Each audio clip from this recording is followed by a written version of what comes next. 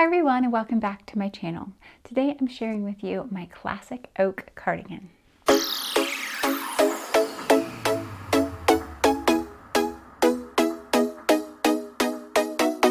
So this is the classic oak cardigan, which is a pattern from Alexandria Charlotte DeFoy. I believe I'm saying that right. I don't know. So this is a men's pattern. She does offer a female version, but I personally just liked the men's one better. And since I don't tend to really need any bust or waist shaping in my patterns, I thought it would be okay if I went ahead and used the men's version. So this is the first time I've done a really fully cabled sweater. I've done a couple of sweaters where I've had, like just single runs of cables that come down the front or something like that. But in this particular version, it's cables all over the place. I will say that while I was making it, I got a little, I'm not bored is the right word, but I just got a little tired of it. It did take a really long time.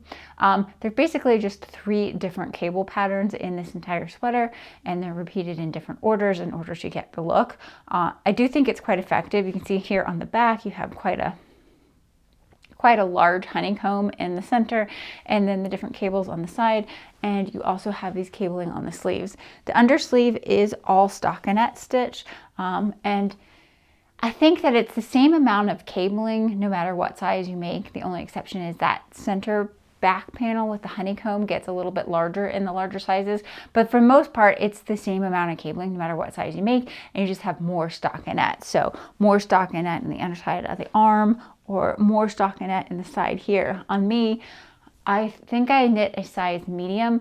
My stockinette panel on the side is like just 4 inches wide, or 4 stitches wide, so there's really not much there, but it would give you more width. If you went up in bigger sizes, you'd have more stockinette there.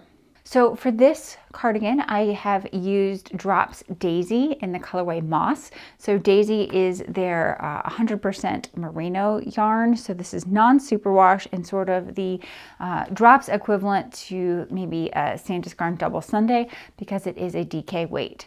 So this has about 110 meters per 50 gram skein, and I used just under 14 skeins, and it ended up being, I think, like 1,500 yards in the finished sweater.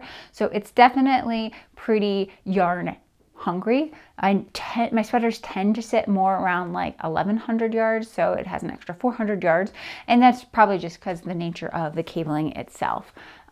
So in terms of likes and dislikes, let's see, this is a piece pattern, so I had knitted up in 5 separate pieces. You have the back, the 2 front panels, and then the 2 sleeves. So that's your 5 pieces. Then you seam it all up, and then you do the collar or this 2x2 ribbing that's on here. It took me quite a long time. I definitely would work on it, like I would do a panel and then take a break and work on something else for a little while and then come back and do another panel. Because there was really only 3 cable patterns, it got a little repetitive and a little boring, but it is quite tedious in that you have to pay attention to what you're doing. So I really love a mindless stockinette knit where I can just zone out and think about other things that are going on in my life. Whereas this one, you really had to pay attention to where you were in the pattern. Even though it wasn't challenging, you had to have that focus to pay attention to what row of the cable you were in. So that aspect of it I didn't particularly enjoy. I don't think I would do another fully cabled sweater. I just think they're not, I appreciate how they look. I think it looks really elegant and complicated and stuff like that, but I just don't know that I enjoy making them enough to justify doing more cabled sweaters. And I also feel like they kind of look a little bulky on me.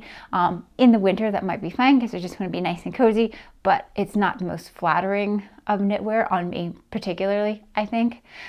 Things that I do like about this sweater, I think it's a good length. I like the fit on it is pretty good with the size medium. I was a little bit worried, but of course those cables sort of stretch out a bit, and I did a lot of pretty aggressive blocking. I made all of the individual pieces, blocked them, and then seamed them together. I seamed them with a mattress stitch, which worked pretty well. I like how it turned out. I think it looks pretty good and even. Of course, I'm coming from sewing background, so I don't really mind seaming stuff together, but I think if you had only ever knit, seaming would be a little bit annoying. I wish this collar was a little bit more robust. It uses some short row shapings to get sort of that shawl like folded over collar, but I just want more. I want it bigger. And then I also think I did just a standard bind off on this, where you knit 2 stitches and then you pass one over the other. And I think that bind off is a little bit tight.